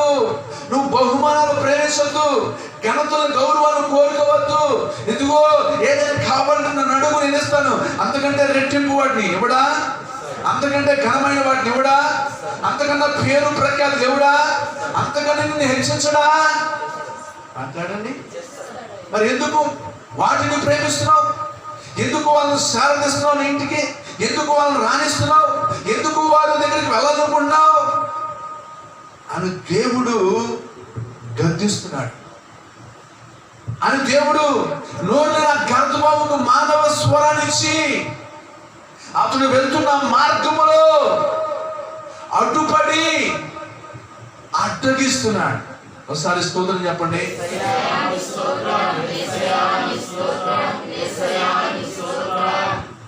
ఇది మన దేవుడు చేసే పని. మన దేవుడు ఏం చేస్తాడు? తప్పు చేయకుండా, పాపము చేయకుండా, దేవునికి విరోధమైన కార్యము, దేవునికి ఇష్టం కాని మార్గంలోనికి, దేవునికి ఇష్టం కాని వాటిని తీసుకోవడం కూడా ఇష్టం లేకపోతే తీసుకునేవాడు అడ్డగించేస్తాడు ఏదో ఒక రకంగా. ఒకవేళ ఆయన స్వప్నములో మాట్లాడి 3 సార్లు ప్రత్యక్షమైన రక్తమంతంగా. ఎందుకు? బహుమానాలను ప్రేమిస్తున్నాడు. ఆయన దృష్టి దేని మీద ఉంది? బహుమానాల మీద ఉంది. ఆయన మనసు దేని మీద ఉంది? బహుమానాల మీద ఉంది. ఆయన హృదయములో ఏముంది? బహుమానాలు ఉంది. కాబట్టి 3 సార్లు ప్రత్యక్షమై, వద్దు బాబు, వాళ్ళ నా స్వకీయ సంపాదికము, నా జనాంగము, నేను వారిని పేరు పెట్టి పిలుచుకున్నాను అన్నా ఈ మోయాబు రాజు పంపించినటువంటి ఆ బహుమానాలను ప్రేమిస్తున్న ఇంకా మార్గములో దేవుడు అడ్డగించి వరదీసులు కట్టిది చేత పట్టుకొని నిలిచాడు. ఆ నోరు లేనటువంటి గర్భబాము చూసి వెనక్కి నడుస్తుంటే, ఆ నోరు లేని గర్భబాముని కర్రతో కొడుతుంటే అది పడిపోయింది. అప్పుడు అంటుంది, నేను నీ దానమైనది మొదలుకొని ఎన్నడైనా ఎలాగ నేను చేశానా? అబ్బా చూడండి, నీ దానమైనది మొదలుకొని ఎన్నడైనా నేను ఎలాగూ చేశానా? ఎందుకు నన్ను అలా కొడుతున్నావు? ఊరికి ఎందుకు నీ ఇష్టమొచ్చినట్టుగా కొడుతున్నావు? నేను అడగలేనా? నోరు లేదనా? నేను ఒక్కడుగు ముందుకేస్తే ఈ పాటికి నువ్వు చనిపోయేవాడివి. వాక్యం వింటున్న పిల్లలారా, దేవుడు నిన్ను ప్రేమించి అడ్డగిస్తున్నాడు. వెళ్ళరాని తావులోకి వెళ్తున్నావేమో, కలవరాని వ్యక్తులతో కలుసుకున్నావేమో, ఒకవేళ దేవుడికి విరోధంగా పాపము చేస్తున్నావేమో, ఒకవేళ బహుమానాలను ప్రేమిస్తున్నావేమో. ఏమండి, ఇప్పుడు సొలొమోను గారు ఉన్నాడు కదండి, ఆయన గారు మరి ఎంత మాత్రమైనప్పటికీ దేవుడు ప్రత్యక్షమై మాట్లాడినా, దేవుడు అడ్డగించిన ఆగక బహుమంది భార్యను చేసుకున్నాడంట. విన్నారమ్మా? ఏం చేశాడు? బహుమంది భార్యను చేసుకున్నాడంట. దేవుడు 2 మార్లు అతనికి ప్రత్యక్షమయ్యాడంట. ఎన్ని మార్లు? 2 మార్లు ప్రత్యక్షమై, ఇదిగో నీ తండ్రి అయిన దావీదు నడిచినట్టు నడచట్లేదు, అదిగో నువ్వు నాకు అనుకూలంగా లేవు, ఇదిగో నువ్వు నా ఆజ్ఞను అనుసరించట్లేదు అని సొలొమోను అదిగో అని 2 మార్లు ప్రత్యక్షమై అతనికి దేవుడు మాట్లాడాడంట. అయినా కానీ ఆగాడా? ఆగలేదు. దేవుడు అడ్డగిస్తున్నా ఆగాడా? ఆగలేదు. బహుమంది భార్యలు చేస్తున్నారు. ఆ భార్యలు విగ్రహార్ధికులు, మోయాబురాణులు, అమోనీయులు. కాబట్టి వాళ్ళు ఏం చేశారు తెలుసండి? సొలొమోను తిప్పివేసేసారు. ఎటు తిప్పారు? విగ్రహారాధన వైపు, దేవతల వైపు తిప్పేశారు. బాగా వినండి, దేవుడు ప్రత్యక్షమైనా సరే, అమ్మా, దేవుడు ప్రత్యక్షమై మాట్లాడినా సరే మనోడు ఏమన్నా గ్రహించగలిగాడా? మాట్లాడరే? గ్రహించగలిగాడా? గ్రహించలేదు. కనుక దేవుడు ఏం చేసి తెలుసా? సొలొమోను రాజ్యమును యెరోబోయాముకి ఇచ్చాడు. యెరోబోయాము ఎవరో తెలుసమ్మా? సొలొమోను దగ్గర పనివాడు. వింటున్నారా? బళ్ళు ఏమైపోతాయి? ఓడలైపోతాయి. ఓడలు ఏమైపోతాయి? బలైపోతే దేవుడు తల కిందలు చేస్తాడు. నువ్వు ఒకటి అనుకుంటే ఒకటైంది, నువ్వు కలిసి వస్తుంది అనుకుంటే అది కలిసి రాదు, నడిచి వస్తాడంటే నడిచి రాడు. ఎందుకంటే నువ్వు తలంచేది వేరు, దేవుడు తలంచేది వేరు. నువ్వు అనుకునేది వేరు, దేవుడు అనుకునేది వేరు. సొలొమోను అదే చేశాడు, తను అనుకున్నదే చేశాడు. బహుమంది భార్యను చేసుకున్నాడు. వారి విగ్రహాల వైపు తిప్పారు, దేవతల వైపు తిప్పారు, బలుల వైపు తిప్పారు. దేవుడు మాట్లాడినా తను మార్చుకోలేదు, దేవుడు మాట్లాడినా తను సరి చేసుకోలేదు, దేవుడు మాట్లాడినా పశ్చాత్తాపడలేదు. శివరాత్రికి దేవుడు చూసి ఏం చేసి తెలుసా, అహి అనే ప్రవక్తను పంపించేసి తన వస్త్రమును చించివేసి 12 తునకలు చేసినట్ట. దేన్ని? వస్త్రాన్ని. వింటున్నారమ్మా? వస్త్రాన్ని ఎన్ని తునకలు చేశాడు? 12. ఇశ్రాయేలు ఎన్ని గోత్రాలు? 12 గోత్రాలు. ఆ 12 గోత్రాలు చూడండి, గమనించండి. 10 గోత్రాలు వారిని ఎవరికి ఇచ్చాడంటే యెరోబాముకి ఇచ్చేసాడు. ఇక 2 గోత్రాలే సొలొమోను. యెరోబాము ఎవరు? పనివాడు, నీ కింద పనివాడు. బానిస నువ్వు ముద్దు పెడితే, నువ్వు చేతులు ఇస్తే అలాంటి వాడికి వెళ్ళిపోయింది. ఎందుకు అలా వెళ్ళింది? మాట్లాడండి. ఈ ఆశీర్వాదం ఎవరిది? ఈ దీవెన ఎవరిది? ఈ సింహాసనం ఎవరిది? ఈ దీపం ఎవరిది? ఈ నూనె ఎవరిది? ఈ కాంతి ఎవరిది? ఈ వైభవం ఎవరిది? మరి ఎవరికి వెళ్ళిపోయినాయి? ఎందుకు? దేవుడు అడ్డగిస్తున్నా ఆగలేదు, దేవుడు మాట్లాడినా వినలేదు, గ్రహించలేదు, గైకొనలేదు. ఈ రోజున ఒకవేళ ఉన్న వాటిని పోగొట్టుకున్నావా, ఉన్న వాటిని చేయాల్చుకున్నావా, అడ్డగించిన నువ్వు ఆగట్లేదా? పాపము చేయొద్దని అడ్డగిస్తున్నా, దేవునికి వ్యతిరేకంగా తప్పు చేయొద్దని అడ్డగిస్తున్నా, దేవునికి ఇష్టం కాని పనులు చేస్తున్నా, దేవుడు అడ్డగిస్తున్నా. నువ్వు ఒకవేళ ఇంకా సొలొమోను వలె ఉన్నావా? అయితే సొలొమోను సంపాదించుకున్నవన్నీ అయిపోయినాయి, మాట్లాడలేదు, వెళ్ళిపోయింది. సింహాసనం వెళ్ళిపోయింది, రాజ్యం వెళ్ళిపోయింది, అధికారం వెళ్ళిపోయింది, అన్ని సమస్తంలో వెళ్ళిపోయినాయి. ఇప్పుడు నేను అడుగుతాను, 2 ఎక్కువ 10 ఎక్కువ? ఏమ్మా, 2 ఎక్కువ 10 ఎక్కువ? అంతకుముందు నువ్వు ఒక్కడివేగా 12 గోత్రాలకి, యూదా వారికి, ఇశ్రాయేలు వారికి నువ్వే కదా కింగు. ఎప్పుడైతే దేవుణ్ణి ఆజ్ఞలు అనుసరించక, దేవుని ప్రత్యక్షతను లోబడక, అడ్డగిస్తున్న దేవుడు ఆపుతున్న ఆయనకు విరోధంగా పాపము చేయకుండా నువ్వు లోబడలేదు కనుకనే ఉన్నవాటిని దేవుడు చేశాడు, తీసివేసేసాడు. ఉన్నవాటిని తీసివేసాడండి. ఈరోజు వాక్యం విన్న దేవుడి పిల్లలు అర్థం చేసుకోండి. దేవుడు అడ్డగిస్తున్నప్పుడు నువ్వేం చేయాలో తెలుసా? ఏం చేయాలి? దేవుడిని అడ్డగిస్తున్నప్పుడు ఏం చేయాలి? నువ్వు ఆగిపోవాలి. మళ్ళీగా తప్పు, మళ్ళీగా పొరపాటు, మళ్ళీగా చెడుతనం, మళ్ళీగా పాపం, మళ్ళీగా వ్యక్తులతో, మళ్ళీగా వ్యవహారాలు చేయకూడదు. అలా చేసిన వాళ్ళ జీవితాలు ఏమైపోతాయి తెలుసా? ఇలా అయిపోతాయి. ఎలా అయిపోతాయి? ఇలా అయిపోతాయి అన్నమాట. ఉన్న వాటిని కోల్పోతారు, సంపాదించుకున్న వాటిని కోల్పోతారు, రాజ్యాలు కోల్పోతారు, సింహాసనాలు కోల్పోతారు.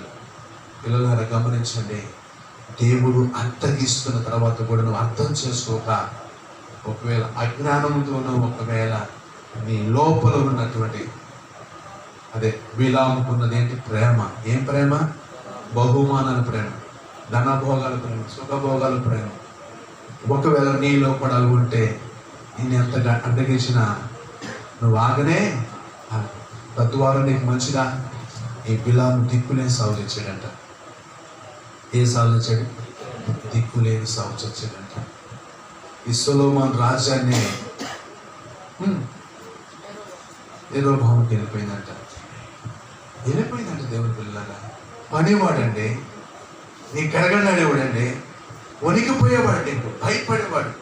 నువ్వు ముందు పెడితే తినేవాడు, రూపాయి ఇస్తే చేతులు తీసుకొని వెళ్ళేవాడు. ఈరోజు ఏమైపోయాడు తెలుసా?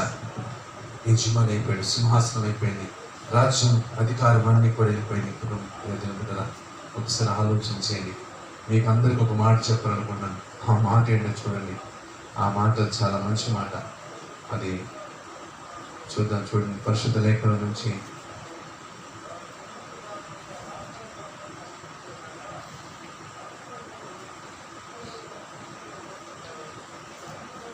మత్తయి సువార్త దయచేసి 16వ అధ్యాయం 22వ వాక్యం. పేతురు ఆయన చేయబట్టుకుని, ప్రభువా అది నీకు దూరం అవును గాక, అది నీకెన్నడును కలగదని ఆయన గద్దింపసాగి. అయితే ఆయన పేతురు వైపు తిరిగి, సాతానా నా వెనక్కి పొమ్ము, నీవు నాకు అభ్యంతర కారణమై ఉన్నావు. నీవు మనుషుల సంగతులను తలంచునా గాని దేవుని సంగతులు తలంచక ఉన్నావని. ఇక్కడ గమనించండి, మనం తెలుసుకోవాల్సిన విషయం ఏంటంటే ఎప్పటికప్పుడు సాతాను మనం ఏం చేయాలి? హలో, గద్దిస్తూ ఉండాలా. నీ మనసులో గద్దింపు రావాలా, నీ ప్రాంతంలో గద్దింపు రావాలా. ఎవరి మీద? న్యాయం మీద. అయ్యగారు ఎందుకు చెప్పాడు కదా గద్దింపని చెప్పేసి. ఇక్కడ యేసయ్య పేతురు ఏమన్నాడు? న్యాయం సాతాను అన్నాడు.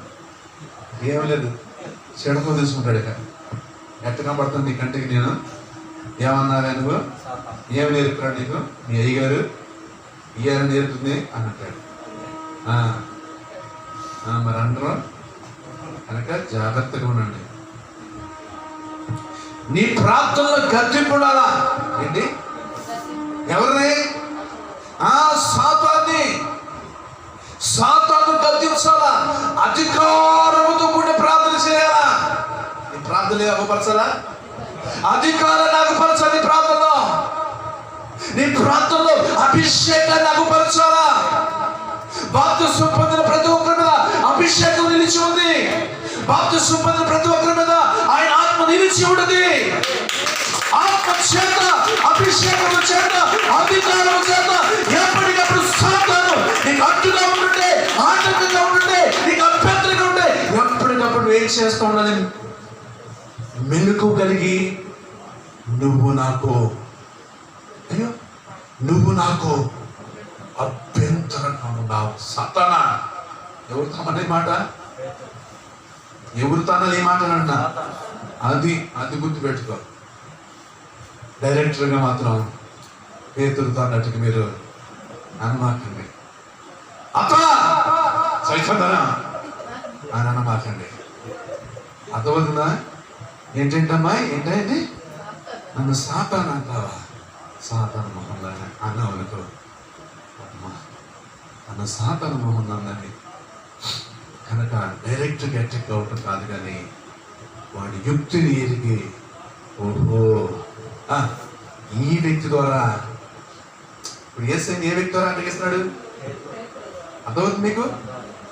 సైతాను యేసయ్యని ఏ వ్యక్తి ద్వారా అడ్డగిస్తున్నాడు? పేతురు ద్వారా అడ్డగిస్తున్నాడు. నా మాటలు అర్థం చేసుకోండి. అలాగనే సైతాను మనలో కూడా వ్యక్తుల ద్వారా ఏం చేస్తాడు? అడ్డగిస్తాడు. అందులో నీ భర్త ఉండొచ్చు, అందులో నీ భార్య ఉండొచ్చు, అందులో నీ అత్త ఉండొచ్చు, అందులో నీ కోడ ఉండొచ్చు, అందులో నీ రక్త సంబంధం, అందులో నీ స్నేహితులు ఉండొచ్చు, ఎవరైనా ఉండొచ్చు. నేను అడ్డగించడానికి ఎవరొకరిని వాడుకున్నాడు. ఇక్కడ అడ్డగించడానికి ఎవరు వాడుకున్నాడు? పేతుర్ని వాడుకున్నాడు. బాగా అర్థం చేసుకోండి. ఇప్పుడు యేసయ్య దానికి కలిగి ఉన్నాడు లేదా? ఏం కలిగి ఉన్నాడు? సాతాను యుక్తిని కలిగి ఉన్నాడు, ఎరిగి ఉన్నాడు. ఓహో, సాతాను యుక్తి కలిగి ఉంది అని దాని యుక్తిని తెలుసుకొని, ఓ నువ్వు నాకు అభ్యంతరములకు కారణమై ఉన్నావు, నువ్వు దేవుని సంగతులు తలంచట్ల, మనుషుల సంగతులే చూసుకుందావు. వాక్యం ఉన్న పిల్లలారా, మీరు కూడా అటాక్ చేయాలి. ఎవరి మీద అటాక్ చేయాలి? ఎవరి మీద దాడి చేయాలి? ఏ సాతానైతే నీకు అడ్డుగా ఉందో, ఏ సాతానైతే నీకు అభ్యంతరంగానే ఉందో, నీ ఆత్మీయ జీవితానికి, నీ ఎదుగుదలకు, నీ విశ్వాస జీవితానికి, ఆయన సన్నిధికి రావడానికి అనేక రీతిగా సాతాను నీకు అడ్డగిస్తున్నాడు, అభ్యంతరకరంగా ఉన్నాడు. కనుక నువ్వు అటాక్ చేయాల్సిన వాడి మీద, నువ్వు దాడి చేయాల్సిన వాడి మీద ఎలా మాట్లాడండి? ఎలా చెప్పేగా? నోటి వాక్కు ద్వారా. దీని ద్వారా, నోటి వాక్కు ద్వారా నీ నోటి వాక్కును దేవుడు ఉంచాడు. నీ నోటి వాక్కుకు జీవం ఉంది, నీ నోటి వాక్కుకు అధికారం ఉంది, నీ నోటి వాక్కుకు అభిషేకం ఉంది. ఆ మాట కలుగును కాకంటే కలుగుతుంది, అవును కాకంటే అవుతుంది, జరుగును కాకంటే జరిగేది. డౌటా నీకు?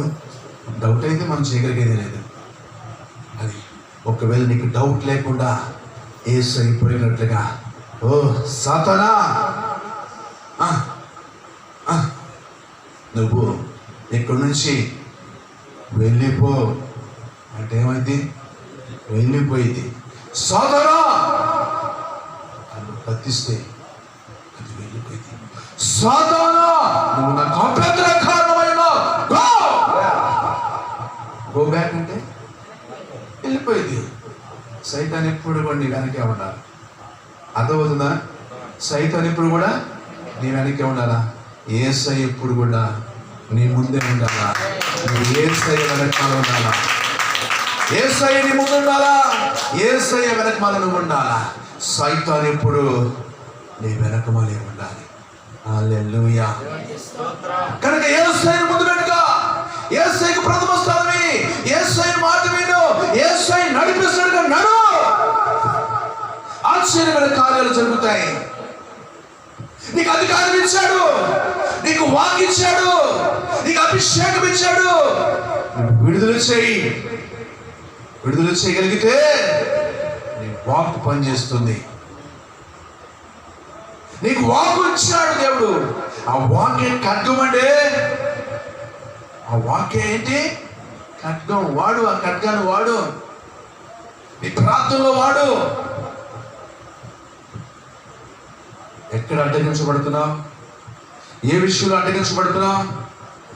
నేను ముందే చెప్పా, సైతాన్ ఎక్కడ అడ్డగిస్తాడు?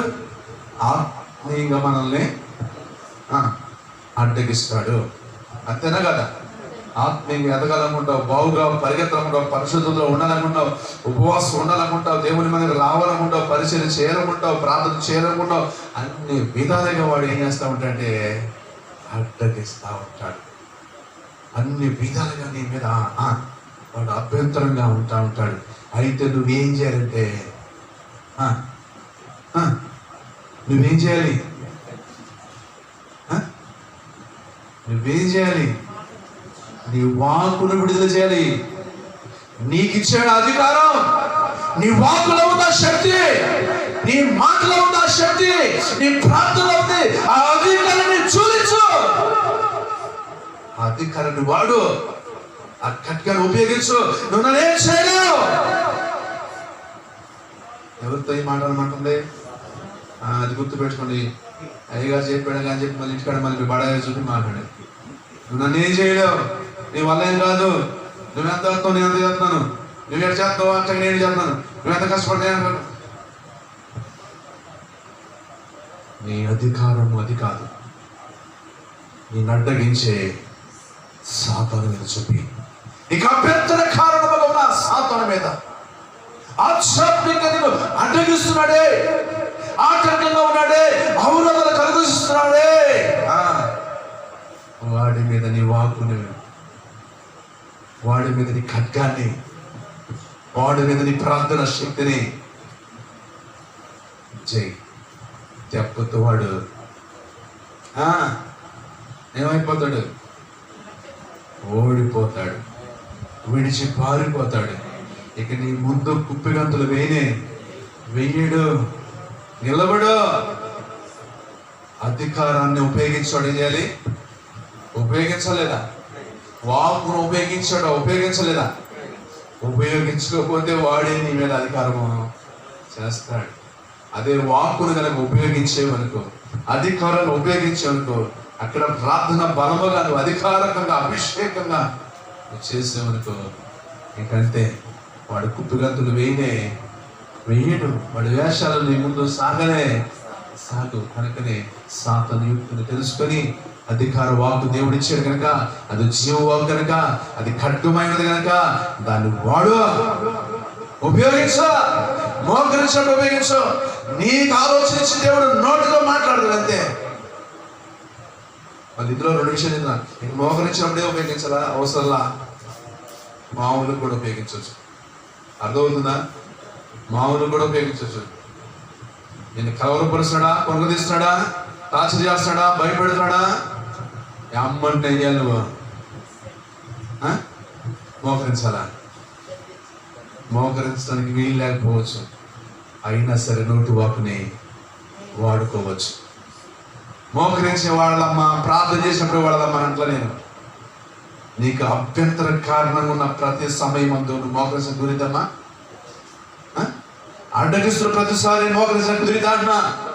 కుదరదు కనుక నువ్వు మోకరించకపోయినా పర్వాలేదు, కానీ నీకు అభ్యంతర కారణంగా నీకు ఆటంకంగా ఉన్న అడ్డగిస్తున్న వాడిని మాత్రము నువ్వు నీ వాకుతో వాడి మీద నువ్వు ఒకవేళ కనుక నువ్వు వాక్కును విడుదల చేయకపోతే దేవుడు కూడా ఏమి చేయడు. నీకు వాక్ ఇచ్చాడుగా, నీకు అధికారం ఇచ్చాడుగా, నీకు అభిషేకం ఇచ్చాడుగా. కాబట్టి ఆ వాక్కును వాడాల్సినవే. ఆ వాక్కు నీదమ్మా, ఆ నోరు నీది, ఆ మాట నీది. దాన్ని వాడాలి. దానికి దేవుడు ఆమేన్ అంటాడు, దానికి దేవుడు ముద్ర వేస్తాడు. నువ్వు వాక్కును విడుదల చేయకపోతే, నువ్వు వాక్కుని వాడకపోతే ఎవరేం చేస్తారు? యేసయ్య చక్కగా వాక్కును వాడాడు చూడండి. ఆయన పేతురు వైపు తిరిగి, సాతానా నా వెనుకకు పొమ్ము, నీవు నాకు అభ్యంతర కారణమై ఉంటావు. అదండి ఈరోజున సాతాను అనేకులకు అభ్యంతర కారణంగా ఉండడండి. ఈరోజు సాతాను అనేకులను అడ్డగిస్తూ ఉండడండి. ఈరోజు సాతాను అనేకులు సాతాను చేత అడ్డగించబడతా ఉన్నారు. చివరికి ఒక మాట చెప్పేసి నేను ముగిచ్చేస్తానండి ఈ వాక్యాన్ని. సమూయేలు మొదటి గ్రంథం 2వ అధ్యాయం దయచేసి. సమూయేలు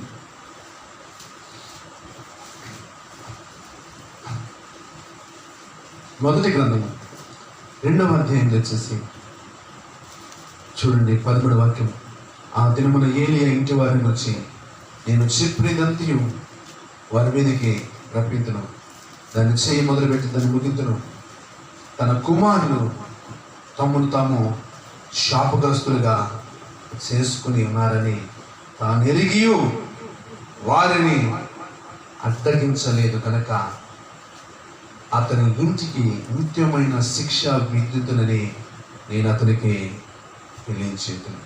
పిల్లల వినండి, ఇతడు ఏలి అనే దైవజనుడు, ఏలియా అనే దైవజనుడు వేరు, ఏలి అనే దైవజనుడు. ఏలియా ప్రవక్త, రాజుల గ్రంథంలో ఉంటాడు. ఈయన ఏలియా కాదు, ఏలి. ఈయనకి కుమారులు ఉన్నారు. ఎవరున్నారు చెప్పండి? కుమారులు ఉన్నారు. వీళ్ళు వ్యభిచారులు అనమాట. ఎవరు వీళ్ళు? వ్యభిచారులు. వీళ్ళు భయంకరంగా చెడుతనం చేస్తున్నారు, భయంకరమైన దుర్మార్గము చేయడం, భయంకరమైన పాపము చేస్తున్నారు. ఎవరు వీళ్ళ తండ్రి? ఏలి. ఏం చేయలేదంట వీళ్ళని? మాట్లాడండి. అడ్డగించలేదంట. తప్పు చేస్తున్నారు, పాపము చేస్తున్నారు, చెడుతనము చేస్తున్నారు అన్న సంగతి తెలుసా తెలియదా? తండ్రికి తెలుసా తెలియదా? తెలుసు. రాశాడు చూడండి, తన కుమారులు తమను తాము శాపగ్రస్తులుగా చేసుకున్నారన్న సంగతి తాను ఎరిగి వారిని అడ్డగించారు. ఇప్పుడు ఆలోచించండి, ఈయన గారు తన కుమారులు పాపం చేస్తున్నారని, దేవునికి విరోధంగా చెడుతనం చేస్తున్నారని, భయంకరమైన దుర్మార్గ జీవితం జీవిస్తున్నారని తండ్రికి తెలుసా తెలీదా? తెలిసి కూడా వాళ్ళని హెచ్చరించాడా? తెలిసి కూడా వాళ్ళని గద్దించాడా? తెలిసి కూడా వాళ్ళని ఆటంకపరిచాడా? అడ్డగించలేదంట. ఇదే వాక్యాన్ని నీకు మలుచుకో.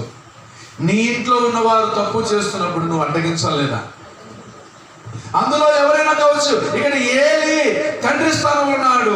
ఏలి పిల్లలు తప్పు చేస్తున్నారు, ఏలి పిల్లలు పాపం చేస్తారు, ఏలి పిల్లలు దుర్మార్గంగా జీవిస్తారు, ఏలి పిల్లలు దేవునికి విరోధమైన నడతలు నడుస్తున్నారు. ఆ సంగతి తాను ఎరిగి ఉండి కూడా తన పిల్లలని అడ్డగించలేదంట.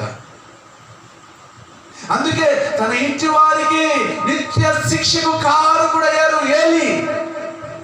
ఈరోజు ఆ పిల్లలు శాపగ్రస్తులు అయిపోయారు. ఈరోజు నీ పిల్లలను అడ్డగించగలుగుతున్నావా? ఈరోజు నీ భర్తను అడ్డగించగలుగుతున్నావా? ఈరోజు నువ్వు భార్యను అడ్డగించగలుగుతున్నావా? లేకపోతే శాపగ్రస్తులు అయిపోతారు, లేకపోతే నిత్య శిక్షకు కారణమైపోతారు. ఈ శిక్షకు కారణం ఎవరు? ఏలీ కదా? ఏలీ కాదా? తాను ఎరిగి ఉండి కూడా తప్పు చేస్తున్నారని, పొరపాటు చేస్తున్నారని తెలిసి కూడా వాళ్ళని అడ్డగించుకోకుండా, వాళ్ళకి బుద్ధి చెప్పకుండా, వాళ్ళకి గడ్డి పెట్టుకోకుండా వదిలేసేసాడు.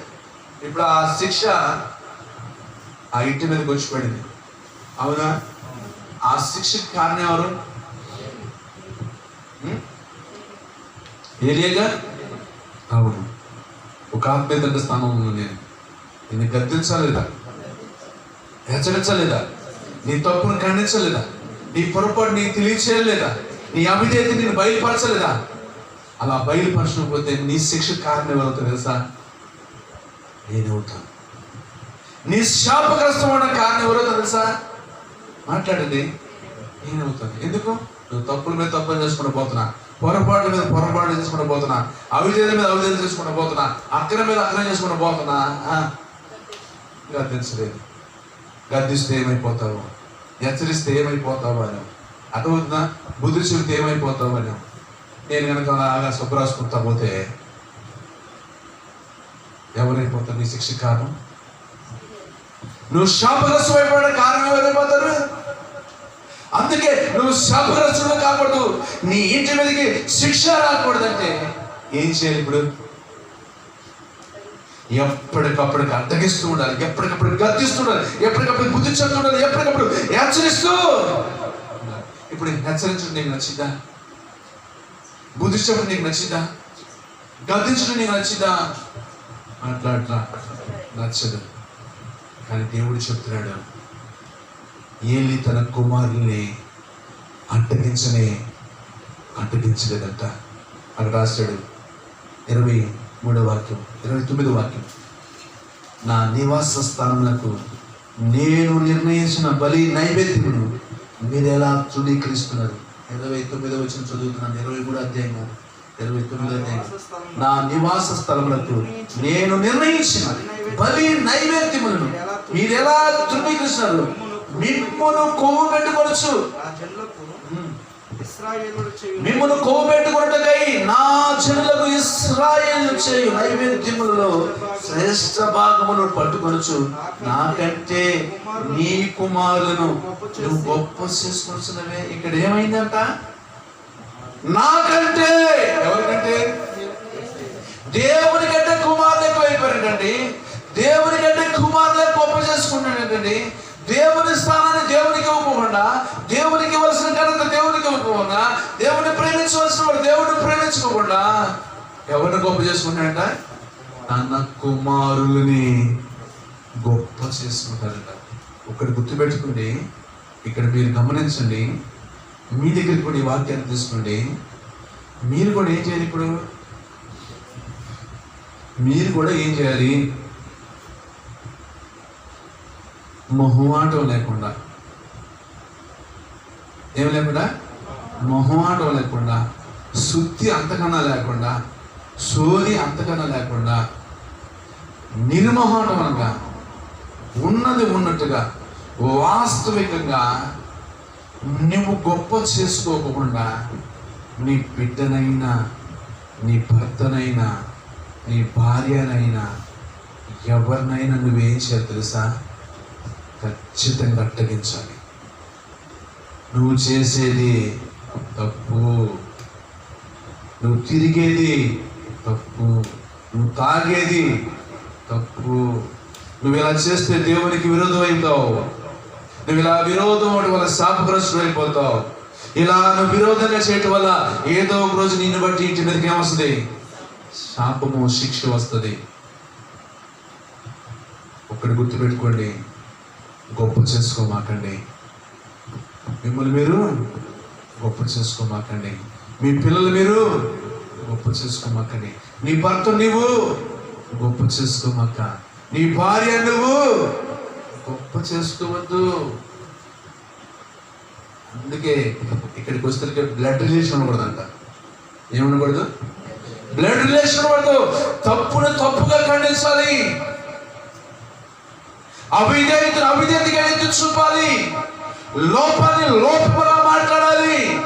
ఎస్, నీలో తప్పు ఉంది, నీలో లోపం ఉంది, నీలో అవిధేయత ఉంది, నీలో అక్రమం ఉంది. ఆ మాట నువ్వు అనగలుగుతావా? లేదులే అని కప్పెట్టుకుంటా వస్తా గొప్ప చేసుకుంటావా? అలా గొప్ప చేసుకుంటూ వచ్చాడు కనుకనే మిమ్మల్ని మీరు కోబెట్టుకుంటా ఉన్నారు కనుకనే మీరు మీ కుమారులు ఏమైపోయారు? శాపగ్రస్తులు అయిపోయారు. మీ ఇంటి వారి మీదకి ఏమొస్తున్నాడు? నిత్యమైన శిక్ష. ఇక్కడ గుర్తుపెట్టుకో, ఎప్పటికి కూడా మన ఎవరిని కూడా గొప్ప చేసుకోకూడదు. ఖండించాలి, అడ్డగించాలి, బుద్ధి చెప్పాలి. అలా చెప్పకపోతే వాళ్ళు తప్పుల మీద తప్పులు, పొరపాట్ల మీద పొరపాట్లు చేసుకుంటూ వెళ్ళిపోయి ఏమైపోతారు? శాపగ్రస్తులు అయిపోతారు. చివరాఖరికి వారింటి మీదకి ఏమొస్తుంది?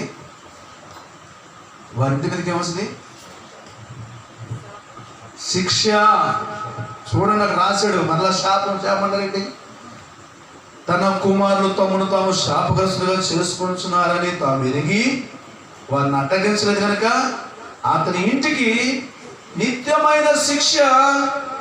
అది ఆల్రెడీ వారు ఏమైపోయారు? వాళ్ళ అయ్య అడ్డగించలేదు కనుక, వాళ్ళ అయ్య గద్దించలేదు కనుక, వాళ్ళ అయ్య బుద్ధి చెప్పలేదు కనుక వాళ్ళు ఏమైపోయారు? శాపగ్రస్తులు అయిపోయారు. శాపగ్రస్తులు అయిపోవడం వల్ల ఆ ఇంటి మీదకి ఏమొచ్చింది? నిత్య శిక్ష. దీపం పెట్టే ఊళ్ళు లేకుండా పోయినాయి. ఘోరమైన మరణం పొందారు. భయంకరంగా. వాక్యం వింటున్న పిల్లరా, నేను ముగింపులకు వచ్చేసాను. ఈ మాటలు నేను మీ ముందుకు తీసుకుని వచ్చాను. ఈరోజు నువ్వు ఎవరిని గొప్ప చేయదు. దేవుని ఎదుట వాస్తవికమైన మాటలే మనం మాట్లాడాలి. ముఖశుద్ధి వద్దు. ఏమని అనుకుంటాడేమో, ఏమని అనుకుంటుందేమో వద్దు. నువ్వు చేసేది తప్పు అని మాట్లాడు. దేవునికి నువ్వు విరోధంగా పాపం చేస్తున్నావని హెచ్చరించు. నువ్వు దుర్మార్గంగా ప్రవర్తిస్తున్నావని బుద్ధి చెప్పు. ఏదో ఒక విధంగా నువ్వు అడ్డగించాలి కాబట్టి, నీ బాధ్యత కాబట్టి, అది భర్తగా, భార్యగా, ఒక తల్లిగా, ఒక తండ్రిగా నువ్వు అడ్డగించాలి కనుక అడ్డగించు. ఒకవేళ అడ్డగించకపోతే వారు ఏమైపోతారు తెలుసా? శాపగ్రస్తులైపోతారు. అతడితో ఊరుకుంటాడు దేవుడు. నిత్య శిక్ష ఇంటి మీదకి, కుటుంబం మీదకి, బిడ్డల మీదకి, తల్లిదండ్రుల మీదకి రప్పించబోతున్నాడు. అందుకే దేవుడు అడ్డగించినప్పుడే మనం పాపం చేయకుండా ఆగిపోవాలి. ఒకవేళ మీరు ఆత్మీయంగా బావుగా పరిగెత్తుతున్నాడు అనుకోండి, సైతానే ఒకవేళ మిమ్మల్ని అడ్డగిస్తుంటే మీరు ఏం చేయాలని చెప్పాను? అది గద్దించాలి అని చెప్పాను. వాక్కును వెల్లడి చేయాలని చెప్పాను. అధికారాన్ని చూపించాలని చెప్పాను. ప్రార్థన చేయాలని చెప్పాను. వాడు అడ్డగిస్తున్నాడా? అభ్యంతరంగా ఉన్నాడా? అంటే దేవుడిచ్చిన అధికారాన్ని, దేవుడిచ్చిన వాక్కుని, దేవుడిచ్చిన ప్రార్థన ద్వారా వాడిని జయించు. రెండోది చెప్తున్నాను దేవుని పిల్లలారా, ఒకవేళ నీటిలో వాళ్ళ భర్త, భార్య, పిల్లల తల్లిదండ్రులు ఒకవేళ తప్పు చేస్తున్నారా, వాళ్ళు అడ్డగించవలసిన బాధ్యత నీ మీదే ఉంది. ఒక ఆత్మీయ తండ్రిగా నిన్ను అడ్డగించవలసిన బాధ్యత నా మీద ఉంది. నువ్వు తప్పు చేస్తున్నప్పుడు, నువ్వు పొరపాటు చేస్తున్నావు, బాయ్ దేవునికి విరుద్ధంగా నడుస్తున్నావు, మాయ్ దేవునికి విరుద్ధంగా నువ్వు చేస్తున్నావు, నీ క్రియను బట్టి రేపు నువ్వు నీ ఇంటి వారి మీద నువ్వేం తీసుకొస్తావు? శాపాన్ని. తద్వారా దేవుని ఉగ్రత, కోపము, నిత్య శిక్షకు మీరు కారణమైపోతారు అని మనం గర్తించి, వాళ్ళని హెచ్చరించి, వాళ్ళకి బుద్ధి చెప్పి, ఏదో ఒక విధంగా మనం వాళ్ళని అడ్డగించి దేవుని తట్టు మళ్ళీలాగా మనము, దేవుని తట్టు తిరిగేలాగా మనము చేయాలి. ఒకవేళ అలా చేయలేదనుకో, ఏలేలాగా ఉన్నాం అనుకోండి, ఏమైపోతుంది? ఆ కుటుంబం శిక్ష కారణం అయిపోతుంది. దీపం పెట్టేవాళ్ళు ఉన్నారా? దిక్కుమాలికి సాగు చెందిపోయారు.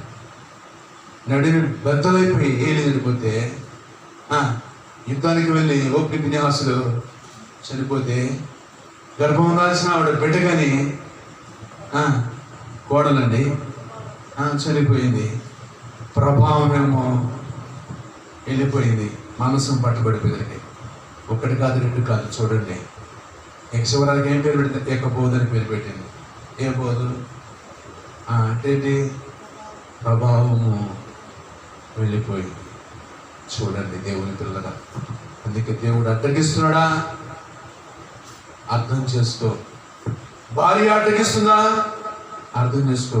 నీ సేవకుడు అడ్డగిస్తున్నా, నీ తల్లిదండ్రులు అడ్డగిస్తారా? అర్థం చేసుకో.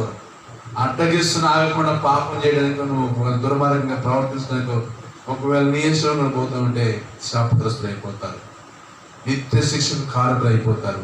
దేవుని ఉగ్రత వారి మీద ఉంటుంది. ఒకవేళ సాతానే మిమ్మల్ని అడ్డగిస్తున్నాడా? అభ్యంతరం ఉన్నదా? అయితే దేవుడిచ్చిన అభిషేకం ఉంది, దేవుడిచ్చిన వాక్ ఉంది, వాడండి, గద్దించండి. వాడు మీ వద్ద నుండి పారిపోతాడు. దేవుడు ఈ మాటలను దీవించి ఆశీర్వదించును గాక. సన్నిధి సమాధానం తోడై నడిపించి కాపాడును గాక. ఆమేన్. మోకరించండి.